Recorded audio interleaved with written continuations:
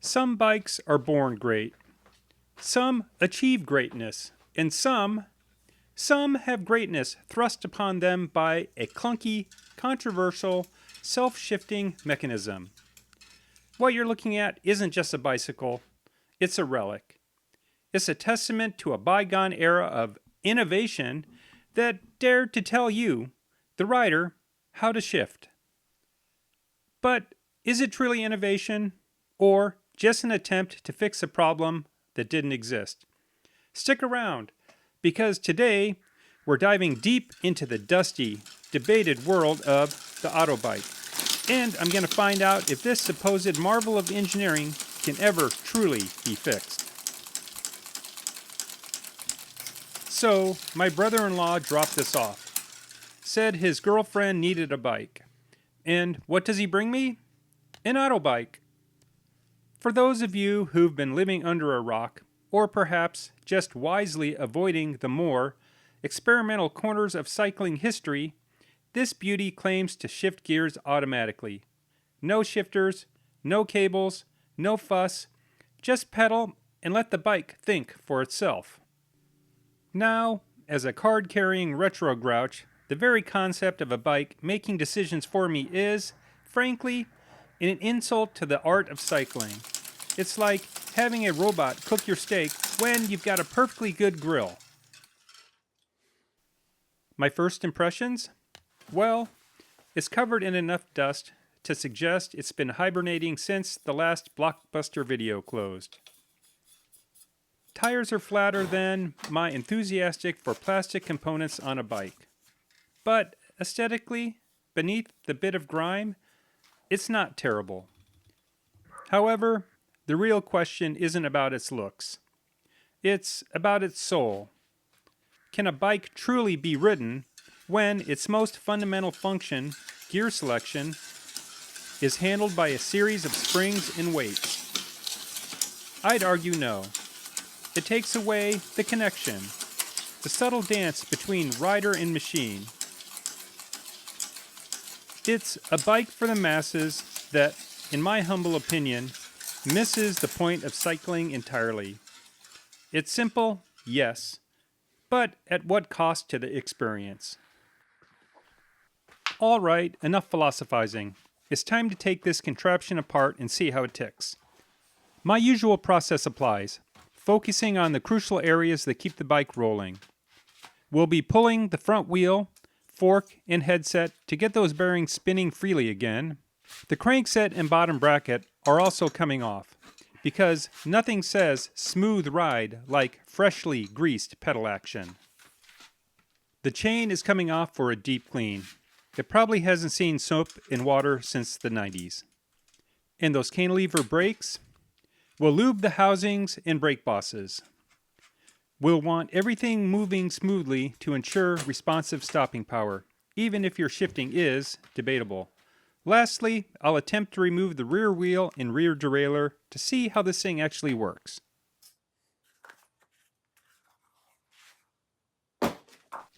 Alright, these stubborn grips are officially out of here. Sometimes you just gotta cut your losses. Literally. These grips are just plain sticky and don't feel nice at all, so they had to go. With those uncomfortable relics gone, my attention shifts to the braking system. These are classic cantilever brakes. I love that. First up, the right brake arm.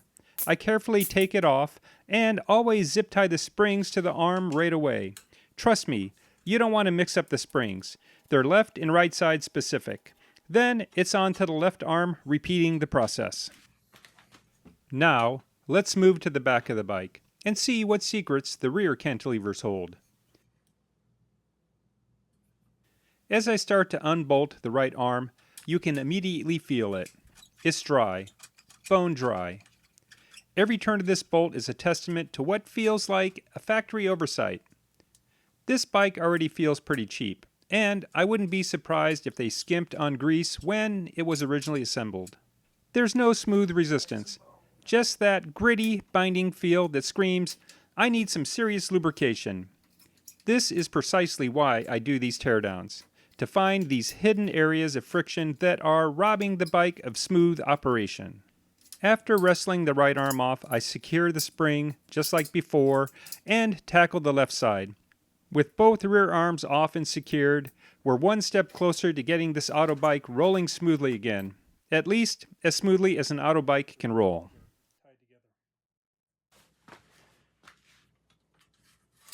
With the brake arms safely tucked away, it's time to deal with the cables themselves.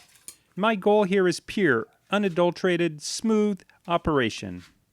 These housings are actually in decent shape, so once the cables are out, I'll give the inside a few drops of tri-flow inside, ensuring when they go back in, the brake action on this Autobike will be smoother than it's probably ever been. Next up, getting these handlebars and the stem off the bike. And wouldn't you know it, same old story here. I'm trying to loosen the stem bolt and it's fighting me every step of the way.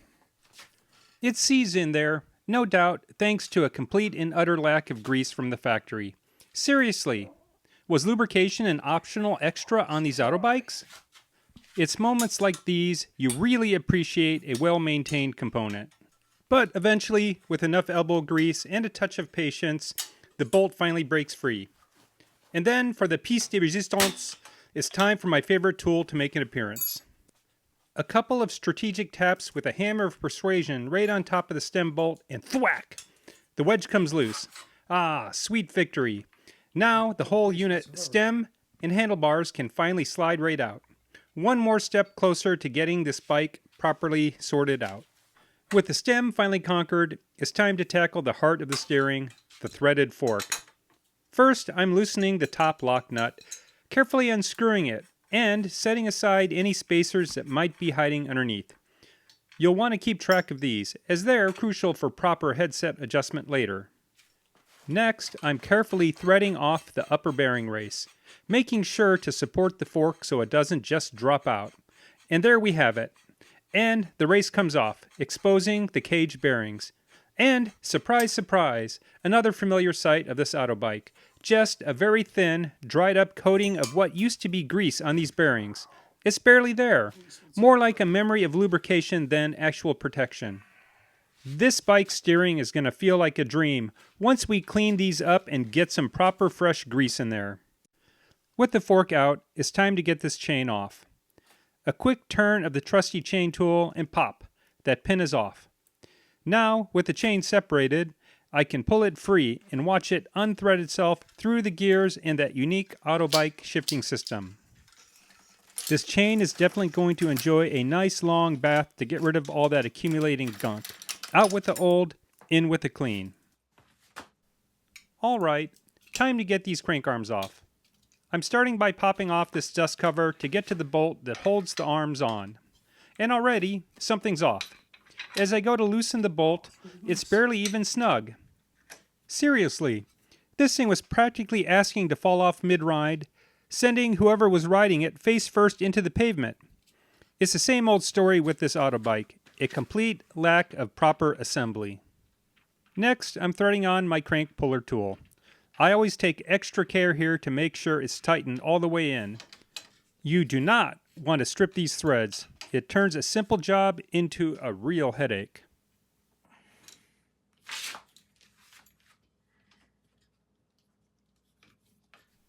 But then, the real surprise. With barely any force, the crank arm just pops right off. No fight, no struggle. It's unnerving, honestly, how loose this was. I repeat the process for the non-drive side, and sure enough, it's just as loose. This bike is turning into a perfect example of what happens when quality control takes a vacation. Wow. That was barely on there. With the crank arms off, it's time for the bottom bracket. I'm starting on the non-drive side by removing the lock ring. Now, this next piece, the non-drive side cup. It's a bit of an oddball. It has two small notches close to the spindle. I've never encountered a bottom bracket cup quite like this before. No dedicated tool for this one, so it's time to improvise with some needle nose pliers, carefully twisting it out. And once it's out, It's the same old story, but with a slight twist. There's actually some grease on the bearings, a little more than we found in the headset, but it's all dried up and completely useless.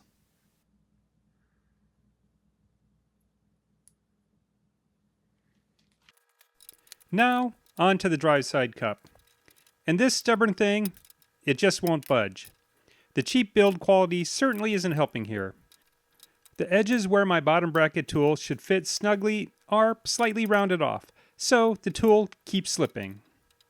It's frustrating when a bike's own manufacturing defects make a simple job so difficult.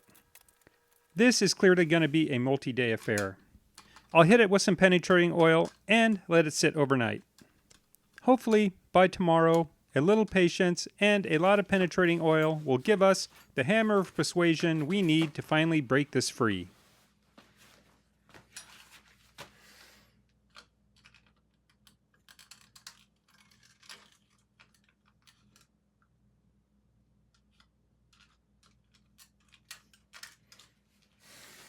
All right, time to unveil the enigma that is the Autobike's automatic shifting.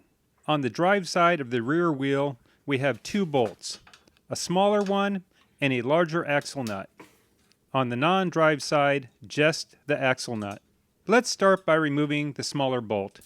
My hunch is that this plays a role in positioning and stabilizing the rear derailleur. With that out, I'll loosen both axle nuts and get this rear wheel off.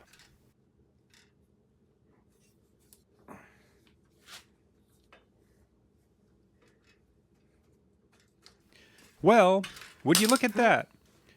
With the wheel off, the rear derailleur just fell off. It wasn't attached to the wheel at all, but a separate component mounted to the dropout. That's certainly not the way I thought it worked. Let's get that reattached where it belongs.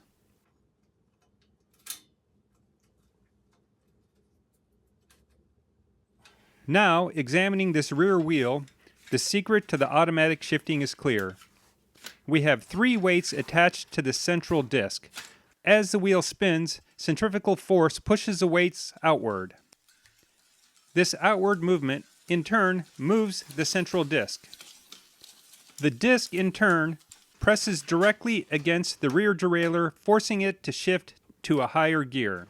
As the wheel slows down, the weights retract and the disc returns, allowing the derailleur to shift back down to a low gear.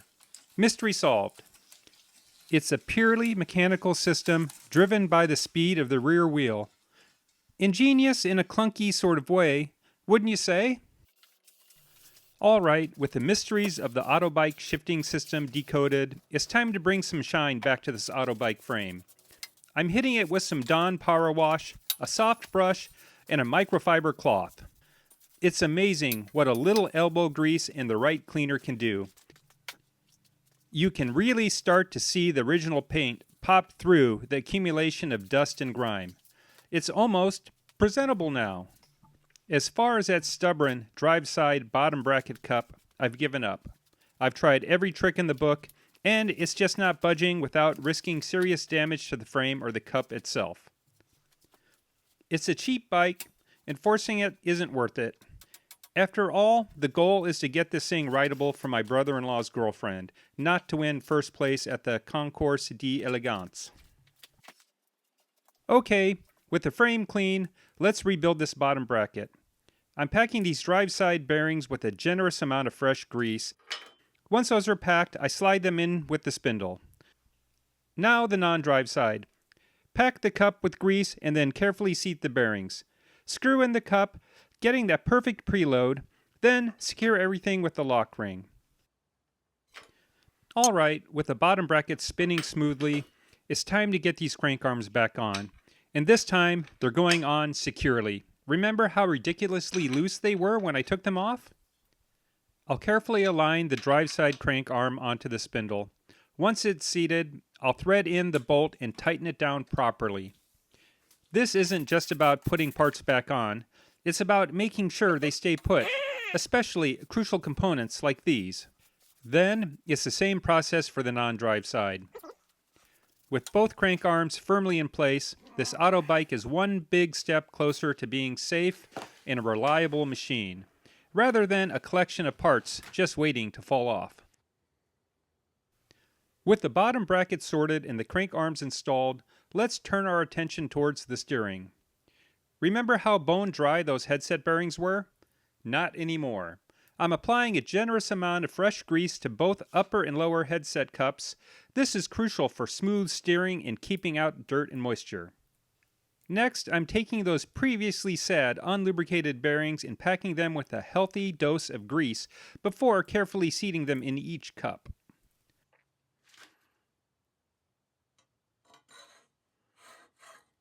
With those prepared, it's time to reintroduce the threaded fork, sliding it up through the head tube. Then I'll screw on the top bearing race, making sure it's snug, but not too tight.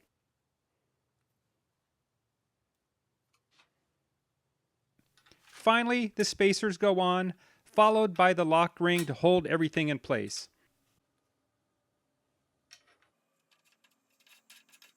This Autobike is going to have some of the smoothest steering it's likely ever experienced, courtesy of proper lubrication. Time to install the stem and handlebars. I'm greasing the wedge of the stem, crucial to prevent future seizing, a lesson the Autobike factory clearly missed.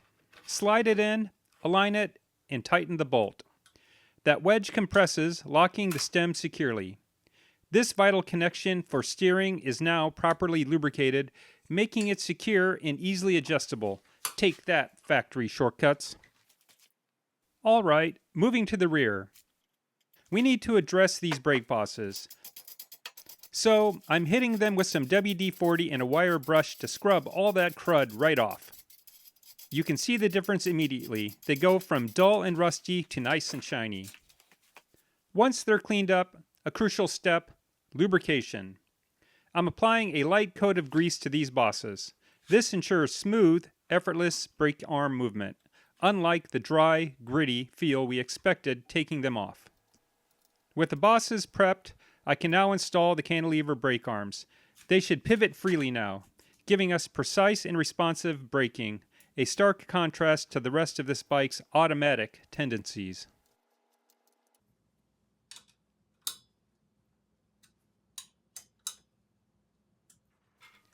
With the rear brake bosses cleaned and greased, it's time for the moment of truth, getting this rear wheel back on. Carefully sliding it into the dropouts, engaging the axle, and then tightening those axle nuts down securely. A quick spin, and yes, that's a smooth rotation.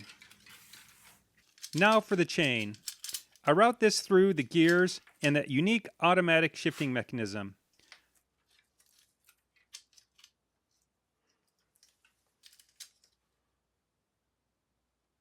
Once it's threaded, I'm reaching into my parts bin for a trusty quick link.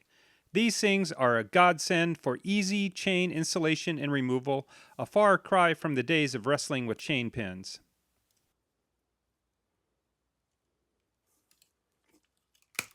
With that quick link snapped into place, the drivetrain is now complete.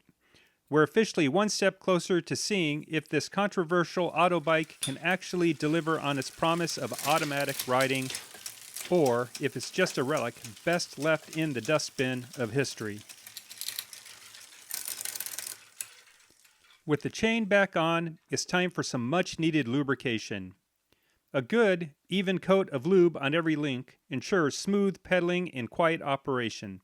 This chain will thank me later. No more dry, squeaky rides for this Autobike.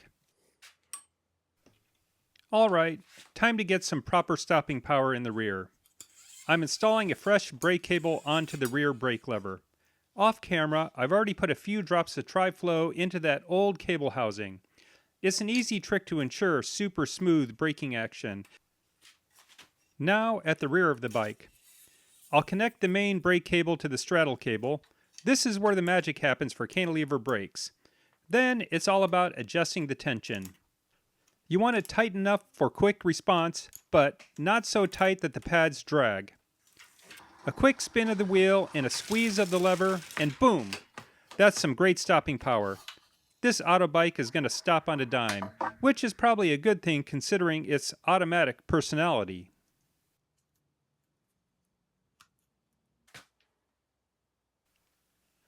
Moving to the front, a quick clean and a light application of grease, and the brake arms go on.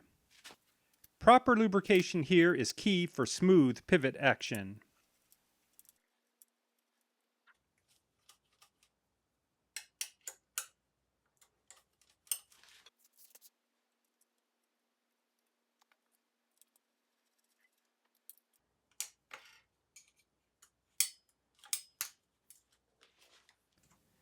Next, a fresh brake cable goes on to the front brake lever.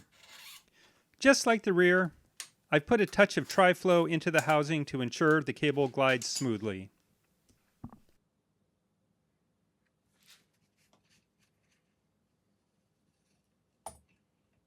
Threading the cable through the housing and connecting it to the straddle cable, and then fine-tuning the tension.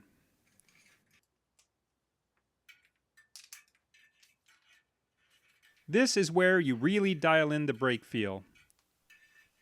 No automatic braking here, just good old-fashioned, reliable stopping power, exactly how it should be.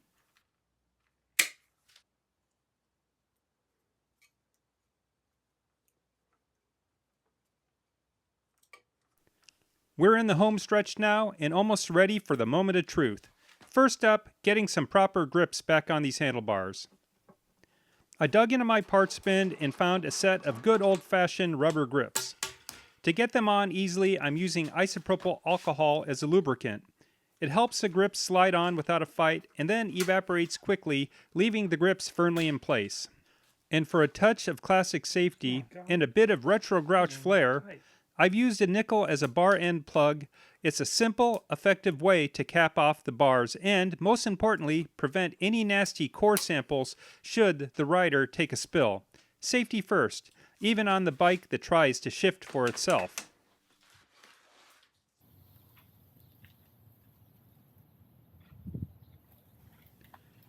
Alright, the moment of truth. After all that work, this Autobike did shift for me on the test ride. But mostly it jumped between low and high gears.